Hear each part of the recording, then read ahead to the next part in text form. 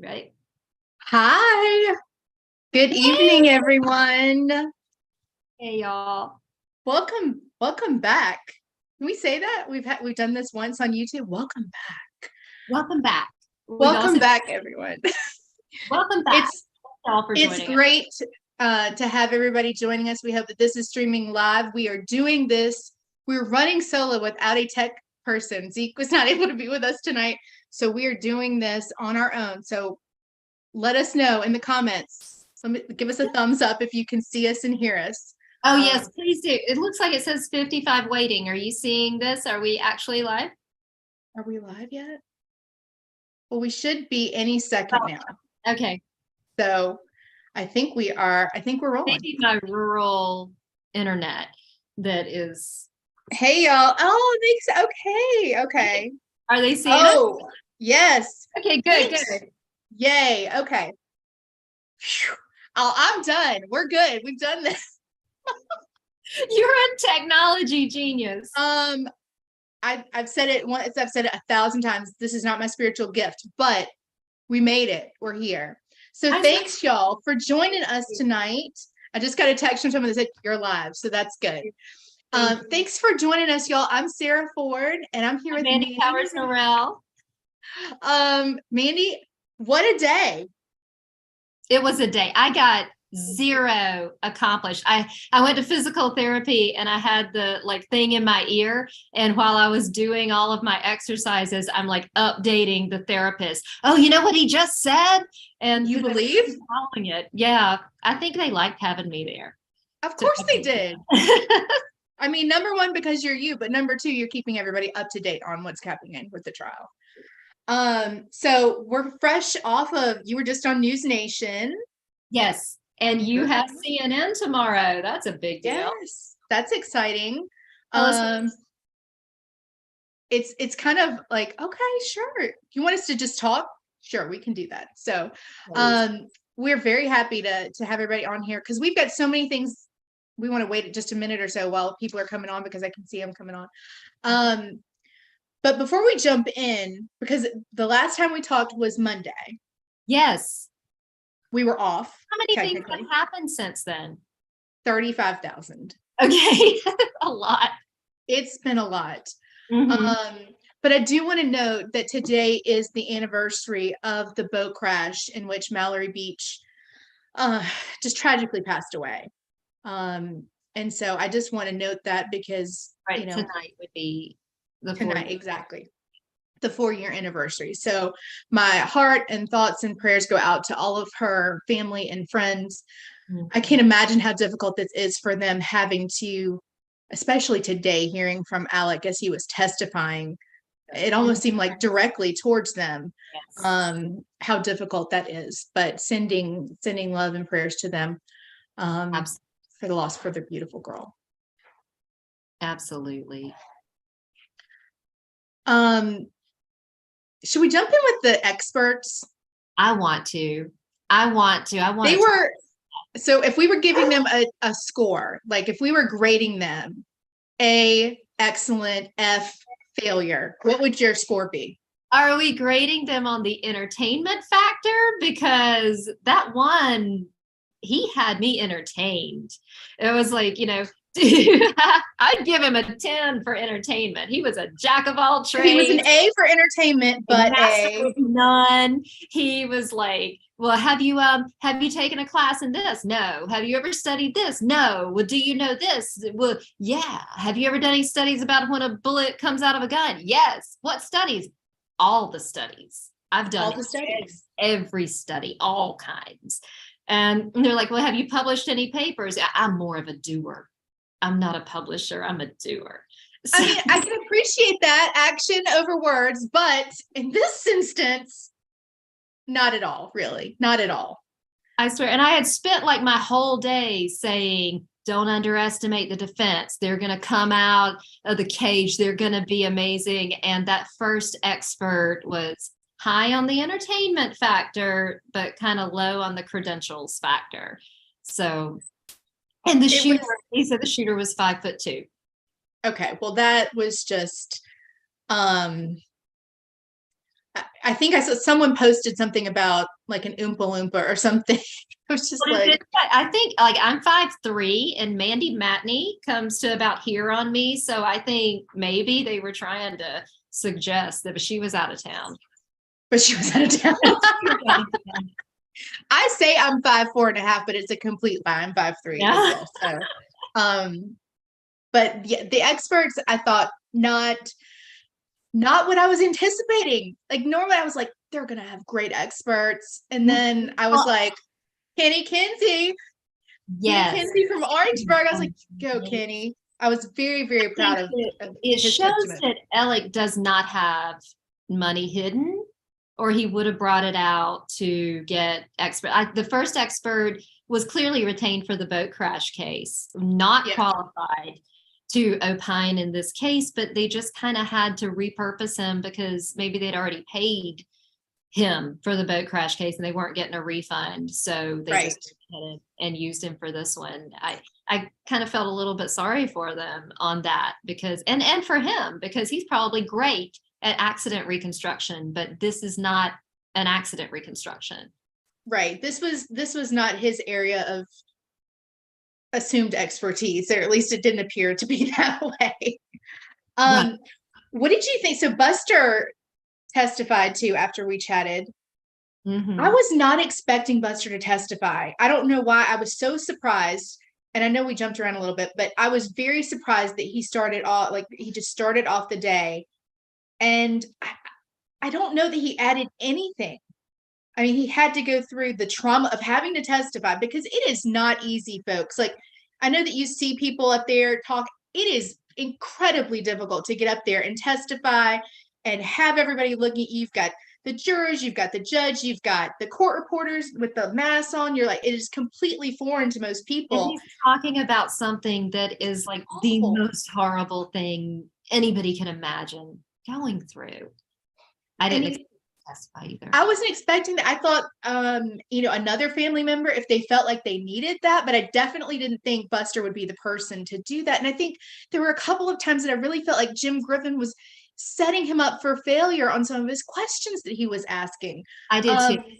I don't think that it's just not fair for the witness to do that. Like, what's your dad's birthday? It's okay if you don't know. And I think Buster seemed very like dissociated, and we see this with that, the harder the crime, the more it's going to affect their memories of things, and the more it's going to cause them to some people will just completely separate themselves from the crime. So he was talking about it as if he was talking about someone else's family. And I think that got misconstrued by a lot of people who said, oh, he's cold as ice. And he's, and they said a lot of bad things about him. And I spent a day on Twitter just really going crazy on people, just saying Buster is a victim. And what you're seeing is, common among victims. It's dissociation. I agree 100%. And I think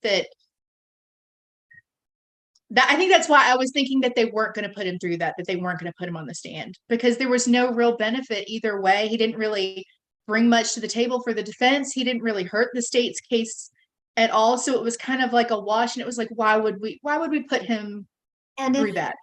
If Alec was going to take the stand anyway, he didn't need to be there to talk about the family and to humanize Alec. Yep. Absolutely. And apologies if you can hear my dog that's barking in the background. That's one of my pups, Lex. So apologies, guys. We're on a budget here. Okay. We also found out, we spent a lot of time on Monday talking about life insurance. Yes. And now they're doubling down on the fact that he had a policy, and the state is he did. And it's gone from 10,000 to 12,000. But did you hear Mark Ball? I thought the only way he has a policy is if the law firm pays the premiums. Right. But Mark Ball testified, I heard he had a policy. I'd have to see it to believe it. I don't believe it. And so Mark Ball, as a partner, would know if the firm had the policy for him and was paying the premiums, if that was part of their compensation. Right, he would definitely know. And when he said that he had what, an $8 million policy and a $4 million policy. Now, of course, this is coming from Alec's mouth, but $12 million, that's significant premiums that he would have to pay on that. And one of my Twitter friends posted, well, he's going to have to he's got to choose. Does he have this multi-million-dollar life insurance policy or a 20-year opioid addiction? Because they're going to test you and you can't have both. Great point. Great point. It's like on the list of things that don't make sense, the list continues to grow. It does. It's one of my most burning questions in this trial, and the state isn't giving me an answer either, along with what happened to the money. No, we still haven't gotten that yet, but maybe we will. Maybe there's time. So I wanted to ask you too, and I'm sorry, I'm just like rolling with like throwing out all the questions. So questions are coming in. I'm loving it. The nicknames today. We're going to talk more. There's a lot of questions, and we're trying to talk about the questions, y'all, as they're coming in. But the nicknames. Several people are putting that in the chat.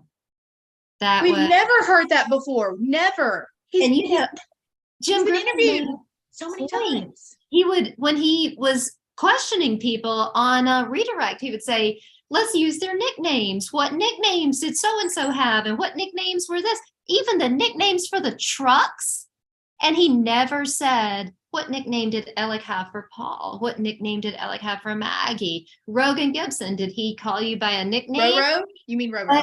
It was like infantilizing almost. It was just, it was strange. It was really, I think, for the purpose of saying, jury, I'm going to bring you into my intimate world, where I use a different name for the people that I love than the names that you have learned them by. Do you think it had the opposite effect for me though?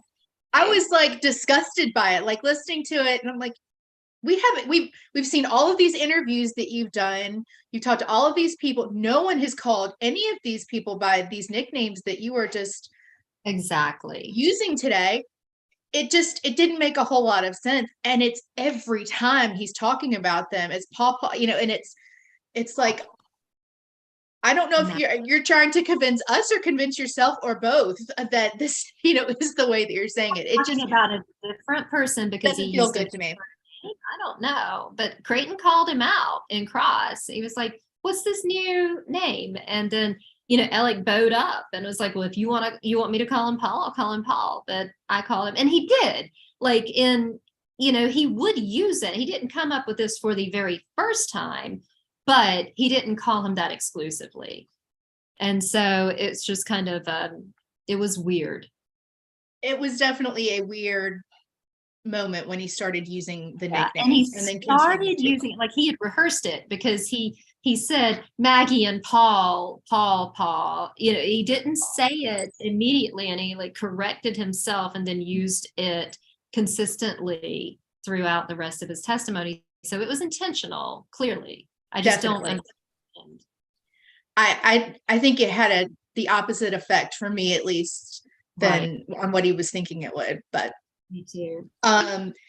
So lots of questions. You guys are get someone awesome. On the expert. Why didn't they get someone with more expertise? Are they being cheap? Are they? I think they're staying in a really nice place. Well, I think that's for their comfort, like for Dick and Jim, like they don't want to stay in the Hampton Inn, like the rest. So I think they may be paying for that. But true. I think they're prominent attorneys. I mean, we learned about what being prominent, what that means today. Can totally see that, but I don't know. I think that I agree with you, because you've been saying this for weeks now, like the money's gone. There's no hidden like offshore accounts where he's like funneling in. And I think it was definitely proven this week with the experts. Yeah. I think you're right. They're being repurposed. I think it's, a lot of people are saying 300 sales. Yes. You go shopping. I go to an hour. I shop the sales. They shop. Right. Yeah. And I know a lot of people are like, but it was $350 an hour. I mean, I hate to say that is reasonable, because it's really not in the real world, but for experts, yeah, it kind of is. Also, if anyone on here can be an expert in anything, go do that because Yeah, it is really. incredibly And lucrative. we need more females who Yes. are experts in their professions to become trial experts, because juries need to hear from female experts. It's like it's a profession, it's sort of a niche that is dominated by men. So shameless plug for, female trial experts, because, we need that. And so many different topics. I mean, you think it's not just ballistics or, Right. automobile accident reconstruction. I mean, you could be a nurse expert testifying. I mean, I know this is not, encouraging everybody to go out there and get Yeah. a job, but I think it's important, which brings me to Margaret Yeah. Fox. We heard from Margaret this week. Oh, Margaret Fox. I thought you were reading a question on YouTube, which I would love it if Margaret Fox was watching this. But yes, finally, I like slow clap to the defense. They finally let Margaret Fox take a direct on a witness, and they did it for two witnesses. Ultimately, Yep. I think maybe they felt some pressure. People are saying, she has a reputation of being a brilliant lawyer. Really good lawyer. Her up. And she did. They didn't give her really meaty witnesses to examine, but at least they finally put her up, right? I thought it was good. I was glad to see that she did that. Mm-hmm. So I've seen this question a couple of times here. Mm-hmm. We heard from Alec today, and he admitted on the record in front of all of us, however many gazillions of people that seem to be watching this trial, that he is a horrible thief from the most vulnerable people who trusted him, who said, whatever you think, Mr. Murdaugh, is the right thing to do, we trust you. And he stole these people blind for years. Mm-hmm. And he admitted to that. Were you expecting that? Yeah. Yeah. If he got on the stand, there's no way he couldn't. If he got on, and two, it gives him credibility, right? When you get on the stand and you say things that make you look bad, and you so willingly admit to the things that make you look bad, then the jury's going to be more likely to believe you when you say, I did these horrible things. I admit to that. I did not do this horrible thing over here. However, then it gives you credibility to admit to things. But he also has only admitted to what he's been caught at. And that's a thing, you know? If you've ever like been cheated on or something, and then the person who betrays you comes and they only admit to what they've been caught at, that's kind of like, I think that's kind of like a universal thing that a lot of people have been through. Certainly people on the jury are going to recognize, okay, so it's easy to admit when you've already It's easy to admit the things that we already know you did because we have all of this evidence. And I really didn't like, I mean, when he started talking about Miss Shelley, I was like, number one, do not mess with her. Like, she was salt of the earth, probably, in my opinion, one of the most believable witnesses, because you could see when she was testifying, she didn't want to, a week or two ago, she didn't want to be there. She felt completely torn by what she was testifying to. She just, you could see that she still had love for him and the family and all of it, and it was just tearing her apart, but she was answering the questions the best way she could. And that it bothered her because she called her brother, who was an officer, I think I don't want to call the right. Pressured her to have a more convenient memory for him. Right, exactly. And so today, when he was basically saying this part, she lied, and I mean, he was basically calling out Blanc, all of these people that we've seen and judged, we're like, that did not sit well with me at all today. I agree.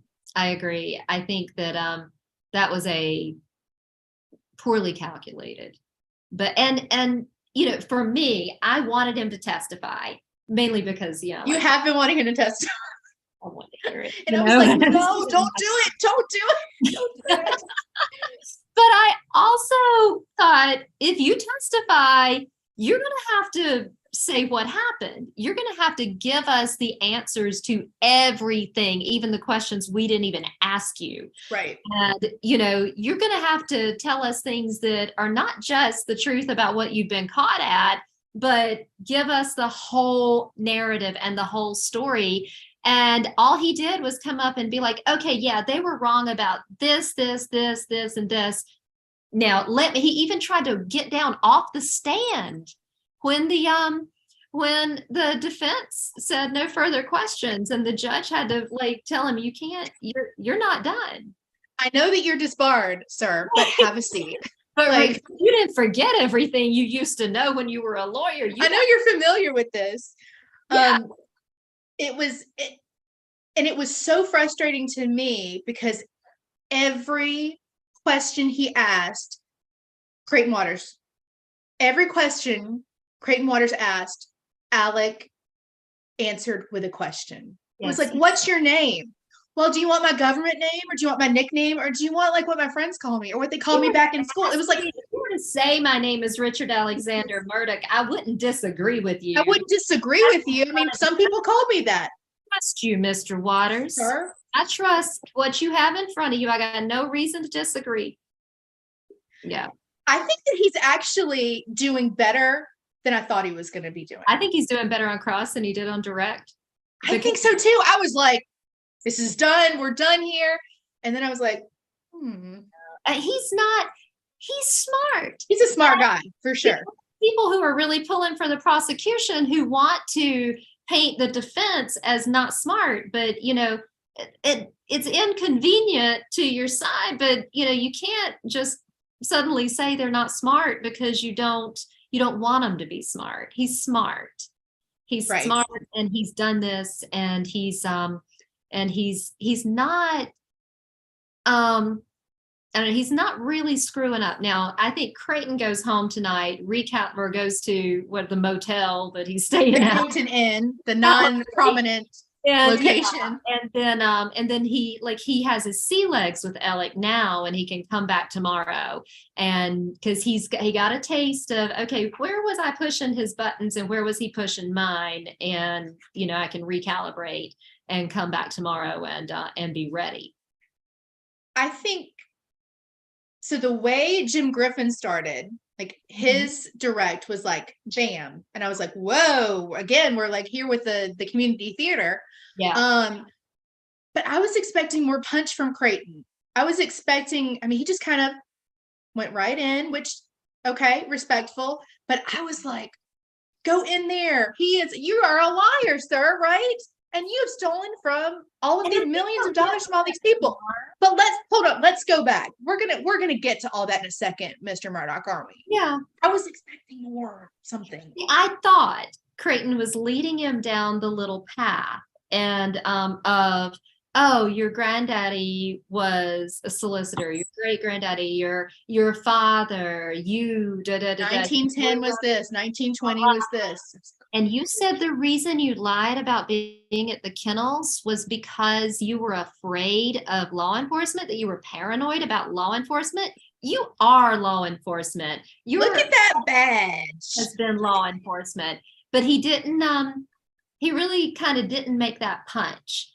And I hope the jury got it, because as he was going down the rabbit hole, I was like, oh, I see what he's doing. This is awesome. Here, but it was like punch. Come on, like a little bit further. I agree. I just think that I was expecting more, but I loved seeing that little badge hanging on the side of his pants. I was like, oh yes, this is so good. Yes. And I gotta tell you, it pissed me off. He said that he was involved in 5 trials over 15 years, one of which was his own case. Yeah. Yeah. What?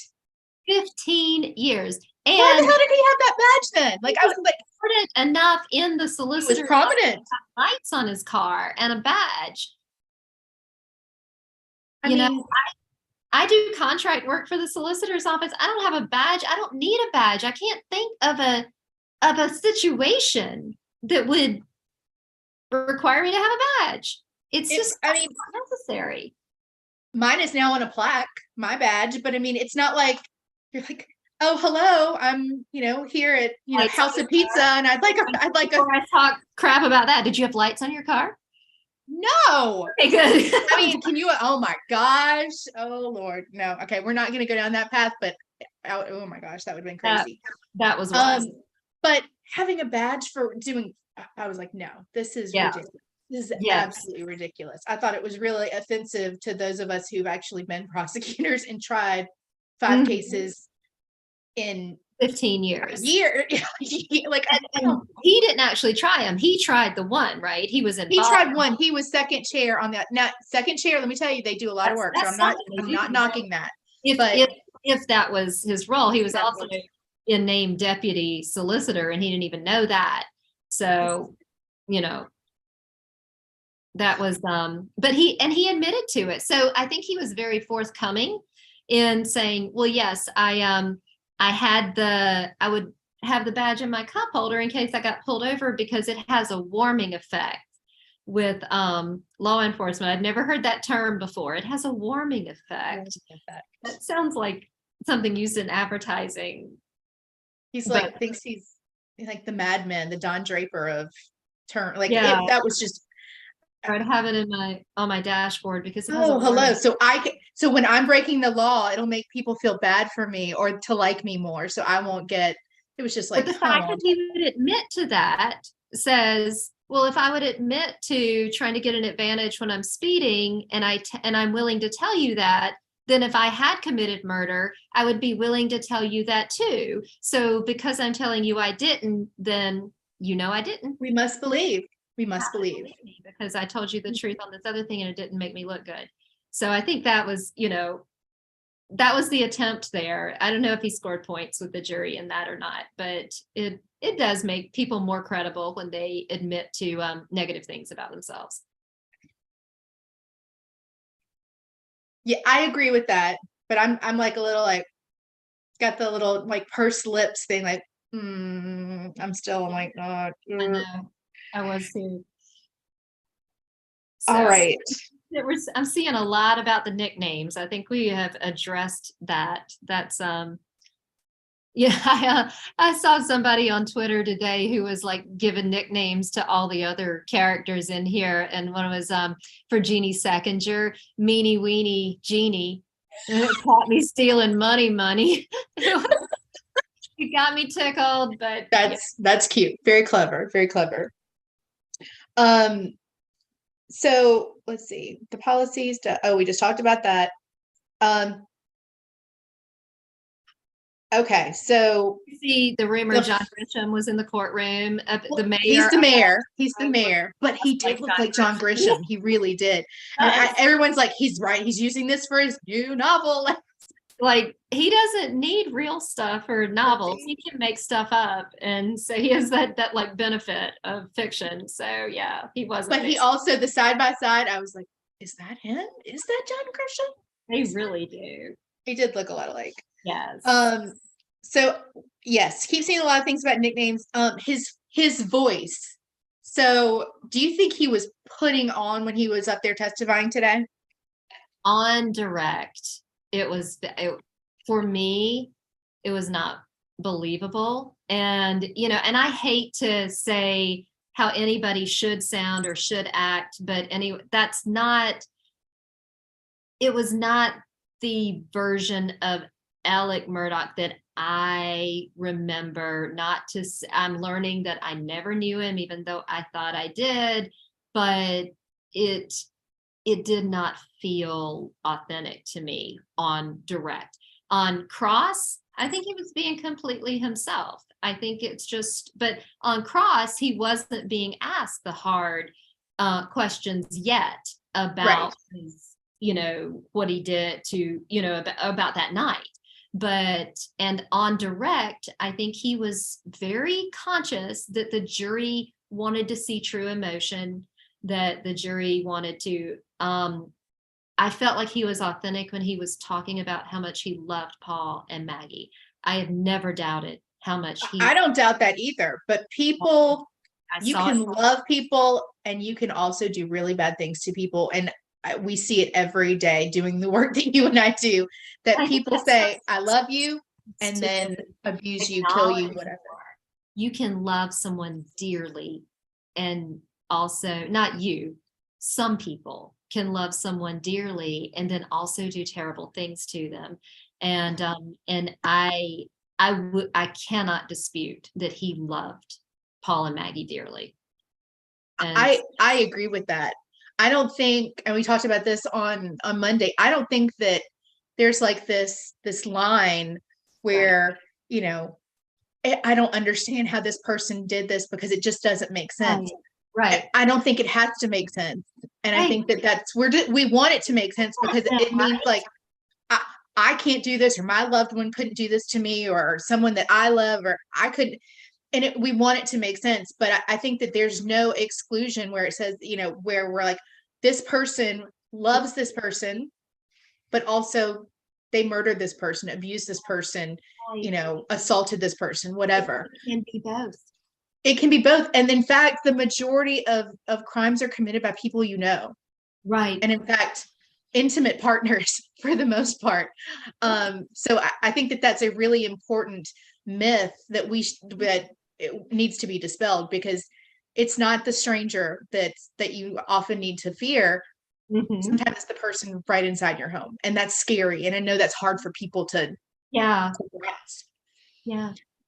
So Tracy Dunn wants to know what we think about the debate that Alec and his lawyers may have had about him taking the stand or not taking the stand. What do you think? Do you think they really didn't want him to take the stand? I think that whatever suits them the best at one moment will be what they say. I mean, I think if he's acquitted, they're going to be like, we were going to put him up the whole time. If he's found guilty, it'll be like, we told him not to, you know? So I really think, in my opinion, and we've talked about this too, but my opinion, I did not think he needed to testify. I thought that they had enough, I think, to argue at closing for reasonable doubt. They had enough holes, potentially, even with their experts and people that they put up. I think there were enough holes that they really could have just hammered that at closing and not opened their client up to basically admitting to all of these financial crimes and all of this cross. He'd already admitted some of it. But I think, you know, Creighton Waters spent. They really didn't want him to do it. I've never seen it really work out for most people that have done it. It's pretty rare that it works out in their favor. But if it were to work out for anyone, it might be Alec. Alec Murdaugh would be the one, perhaps. But I don't know. I think they really wanted him to. I think that there were just some lies and some damning evidence that nobody could explain except him. But then they got him up there, and I don't think he really explained it. He didn't explain it. It was like he did not close all of the holes. Yeah, I mean, just like Maggie's sister saying that he asked her to come to visit his mom, and then he didn't take her to see his mom. Well, he answered that by saying, well, Maggie didn't like to see my mom because she wasn't healthy.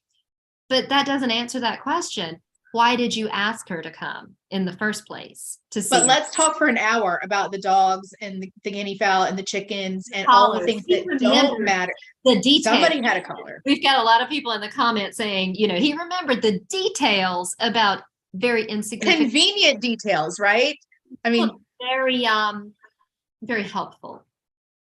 And that is something you find, you know, just when someone is lying, and I'm just, you know, when someone is not telling the truth, they will often tell you all of these incredible details, so much that you're like, well, why would they lie about it? They told me all of these things and with such detail. There's no way. Mm-hmm. But that's a textbook sign so often. But when it comes down to the actual things that matter, they're going to kind of gloss over that. And why did you call Rogan so many times, even before you called Buster? Well, Rogan was nearby, and I wanted to have somebody come and be with me. So you didn't see that he'd been calling Paul and trying to, get somebody, on the phone. You weren't afraid he might come out there, come upon you. You weren't afraid of what he might see. No, I wanted him to come out there and be with me. And that was a long time before he called, and Rogan was like family, but it was a long time before he called Buster. After he was calling Rogan over and over again. So I don't think he satisfactorily answered that. How was he able to do all the things he claimed to have done before the 911 call, checking both bodies, trying to turn them both over, trying to check for a pulse? I want them to ask, how did you try to check for a Tell pulse? us more about that. To try to check for pulse on their bodies. And well, I suppose I had blood on my hands, is what he said. Like kind of like tips, on my fingers. The tips. Apparently there was blood everywhere. And he never incredibly bloody scene. I mean, we can see from the photos of the crime scene the next day, all of that, like incredibly bloody scene. When he washed it off his hands, and he had to have. And if he's giving on direct and he's explaining away all the things that we're wondering about, why are you so clean if you did these things? How did you do these things in less than 20 seconds? He said he was doing them while he was on the phone with 911 because he saw that they were dead. Right. I'm sorry. He was driving. What? Yeah. I did not buy that at all. I thought that was that's the best. You've had a year and a half to come up with something, and especially the past 5-6 weeks, that you were doing that while you were walking around seeing your wife and son brutally murdered, and you're on the phone. Like, I did not find that very credible. We've got several people saying that his direct was very limited and did not come across as authentic at all. And I do agree with that. I was a big advocate for putting him on the stand, partly because I wanted to be, entertained by that, but I wanted to see what he had to say generally. But if you put him on the stand, you've got to tell a very full story. And we didn't get that today. I don't think we didn't get that. It was not that. We didn't get, but so let's talk about one thing we did get on Cross. Yes. I have to say, I'm not really a fan of Dick Harpootlian's antics and jokes. It's one thing to be, clever. That's fine. But when he said, I mean, we're at a murder trial and we haven't heard anything about murder in 2 hours. I kind of was like, he kind of has a point. Yeah. I mean, just because, even if you're pulling for the prosecution, it doesn't mean Dick Harpootlian doesn't have points. He's got a point. Right. And I was like, okay, all right. Point taken. But also, do you think we were too far in the weeds today with Creighton Waters Cross? I mean, we were hours in without talking about murder.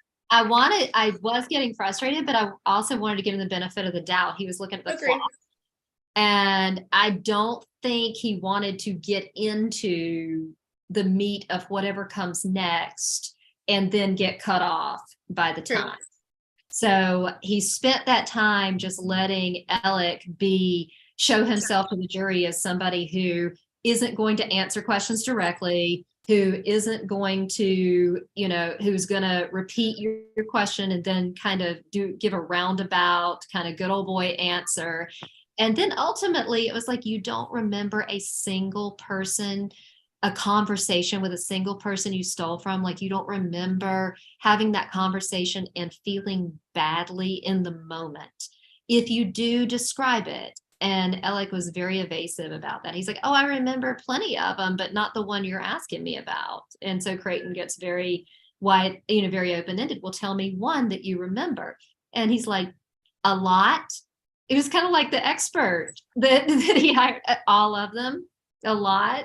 I know a lot of things about a lot of things, and I do trust whatever you're reading there, Mr. Waters. I'm not going to disagree with you. I have no reason to dispute it, but he would not get into the granular emotional level. Right. What did you think about the way he was testifying? Did you notice it first? So on direct, he was turned more towards the jury. And again, I'm not in there. I'm not watching that. But then it almost became like, Creighton versus Alec. the way they were going back into like the dynamic changed there.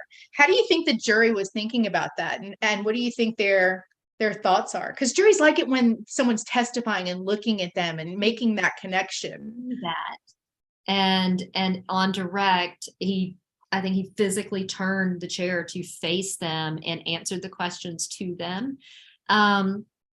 It's just smart. It's because he knows what he's doing. And not that I think he came across as very authentic on direct, but I think that he did come across as, a really who he is and who, I've known him to be in the past on cross. So I thought that was pretty effective. I thought so too. I think so let's see. So we've got a lot of people who are kind of going back and forth about like the different theories of what happened. So earlier this week we talked about the differences between what reasonable doubt is and what reasonable doubt is not. And so I just want to, and y'all please make sure you're putting your questions in the live chat, and we're looking and reading and trying to talk to each other and to y'all. So just bear with us. But I do want to say the two traditional jury instructions, the jury is going to be instructed on what reasonable doubt is. And reasonable doubt is something that firmly convinces an individual of a person's guilt. Okay, leaves a person firmly convinced. And most prosecutors like that jury instruction because it's like, okay, I'm firmly convinced. I'm not absolutely 100% to the nth degree convinced. That's not the standard. Unreasonable doubt, but I don't have a reasonable doubt. I don't have a reasonable doubt. Exactly. And I think that that's really important to keep in mind when we're looking at all of this testimony, is keeping in mind what is reasonable doubt and what reasonable doubt is not. And I hear people say beyond a shadow of a doubt. That is lovely, but that is no such thing. That is not anything that we do. Can be unreasonable doubts. Right. Exactly.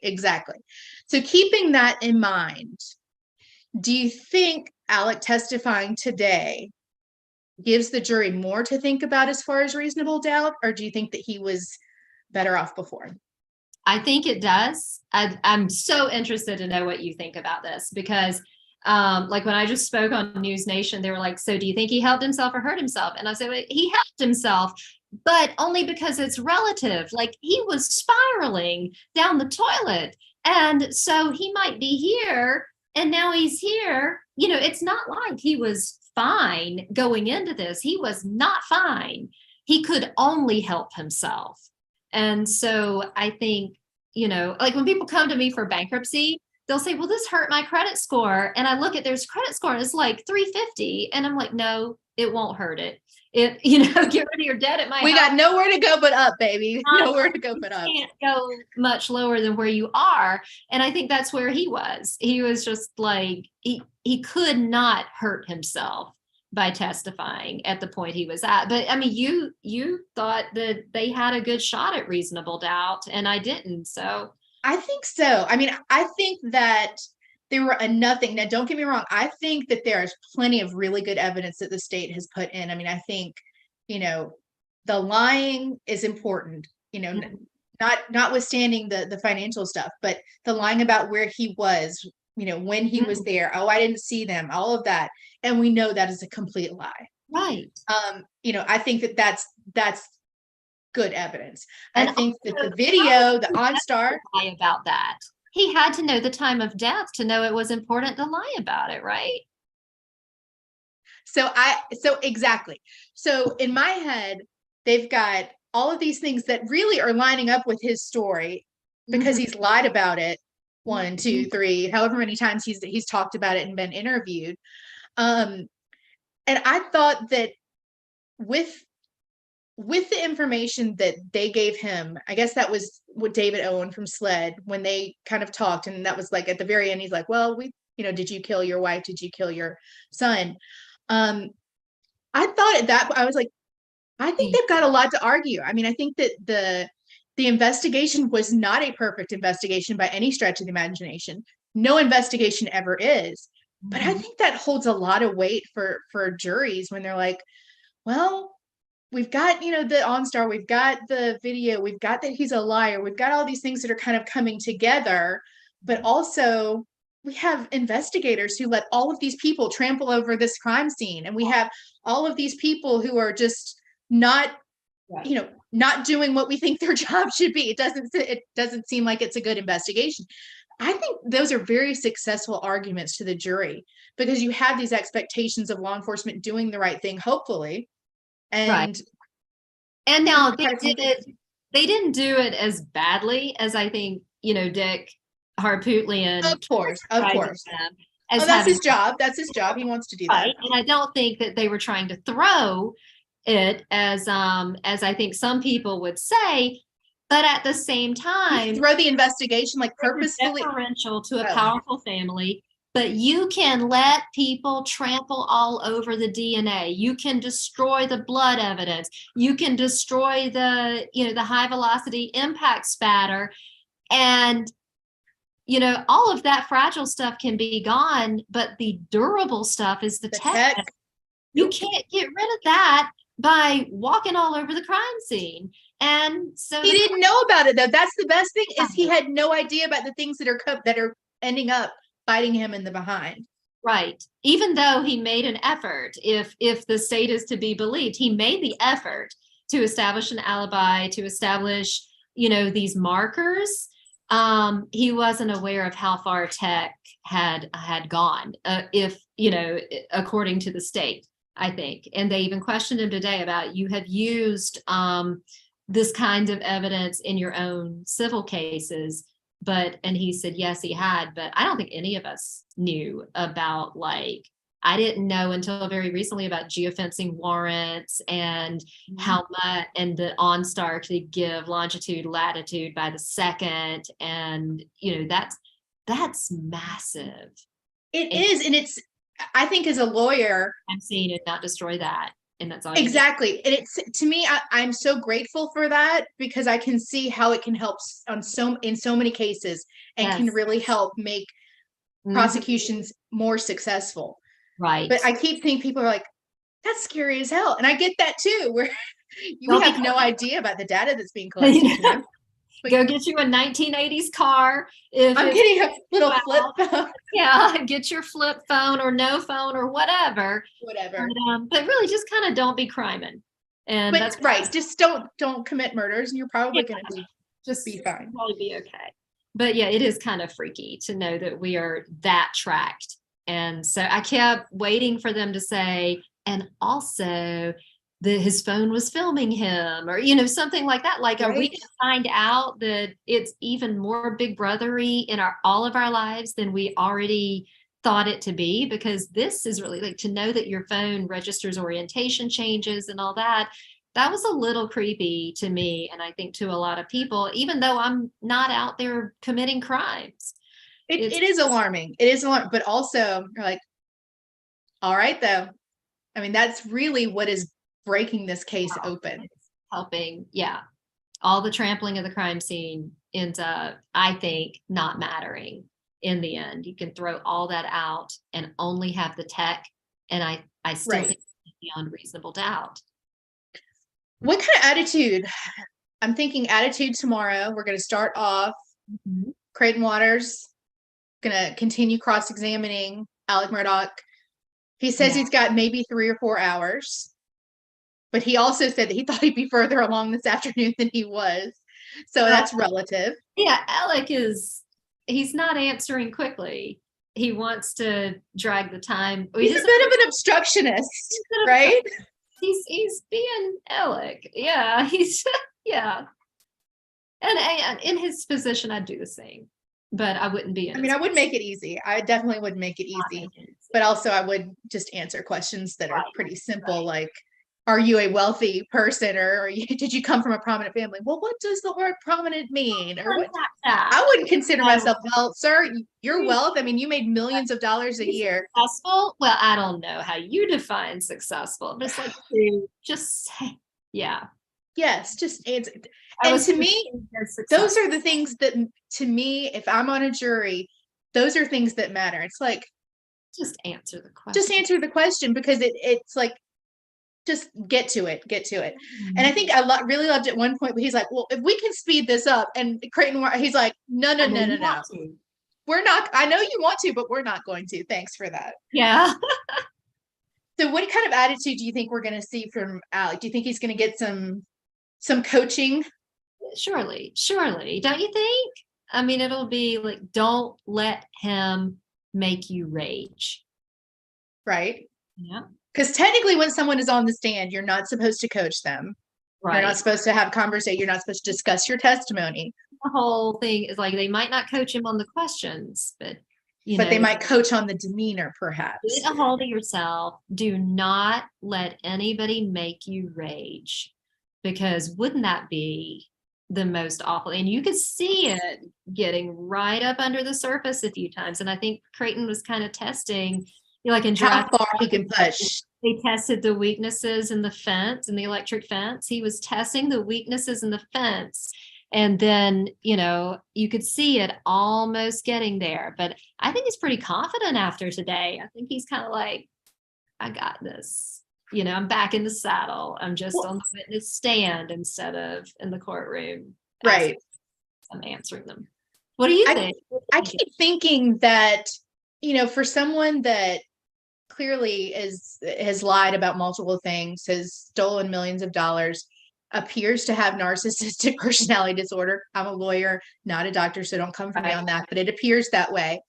I feel like Creighton needs to bloody him up just a little bit on the stand, more than he is. And so that's what I'm hoping for tomorrow, is putting Alec in his place. You're not in charge of this cross-examination. I'm in charge of this cross-examination.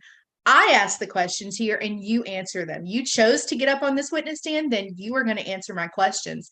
And you're going to stop with this bullshit about what does that mean? What is it? Like, stop with that. Answer the damn questions. I'm just saying I can't answer that because I don't have a memory of it. It's just what's in front of you. I trust, but you have, I trust you on that. I trust you on that. Da, da, da, da. But come on now, Alec. You want us to believe that you have no memory of that, no memory of this, no memory of that.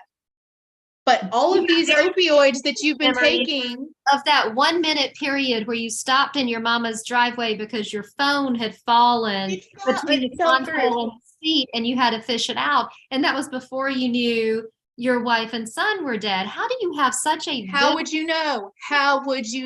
That is ridiculous to even think. Period in your mama's driveway. I thought that was a little too much when you don't have a memory of the other things.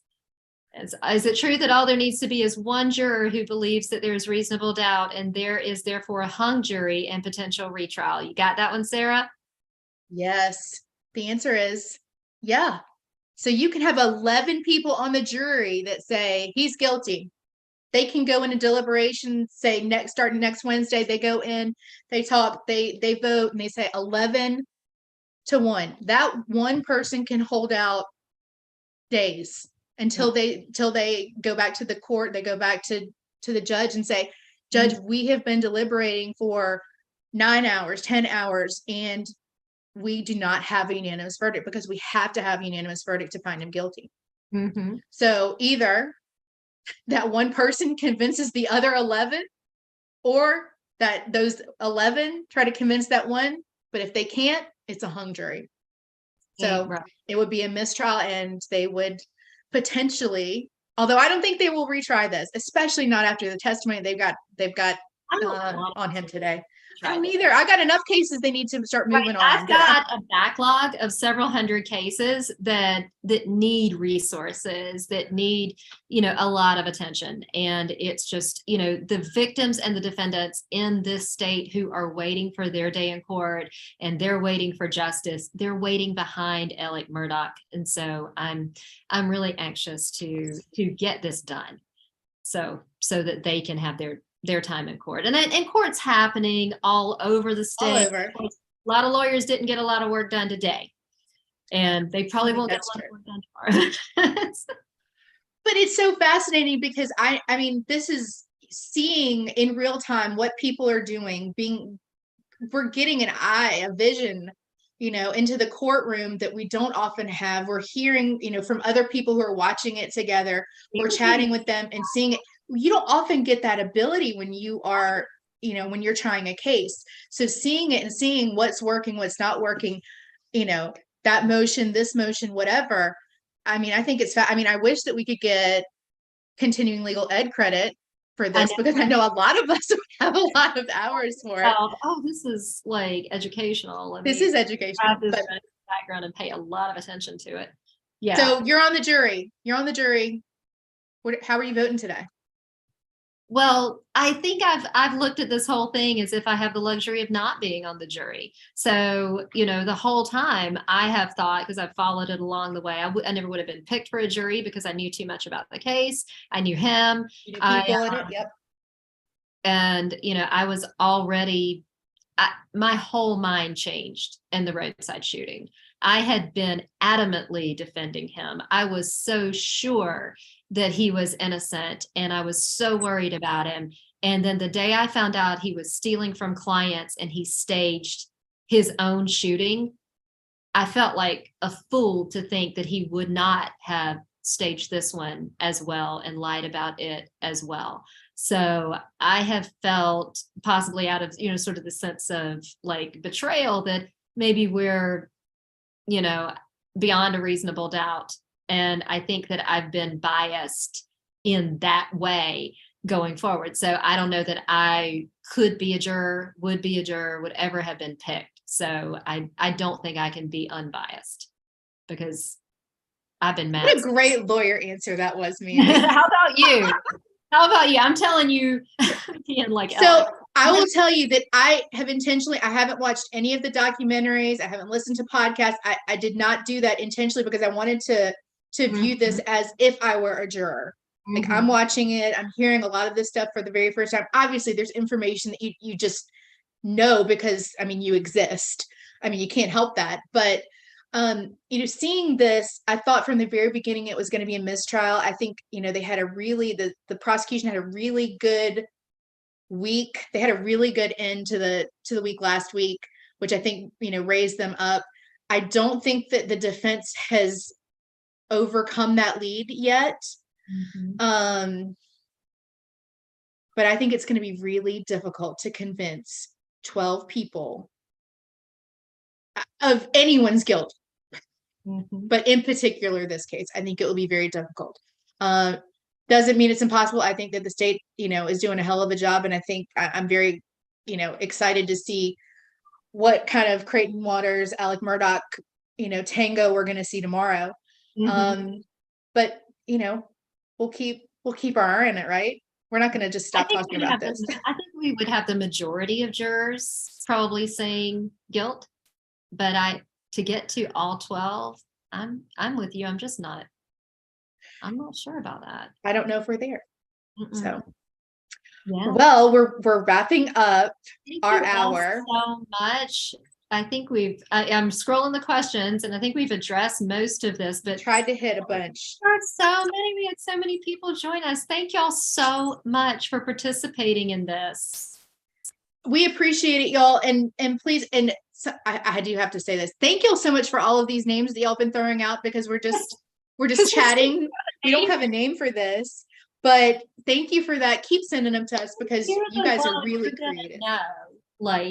We're going to be like, that's it. It's going to be like naming a child. You just know. Well, yeah, you're just going to, we're going to keep our eyes out. So thank y'all so much for joining us.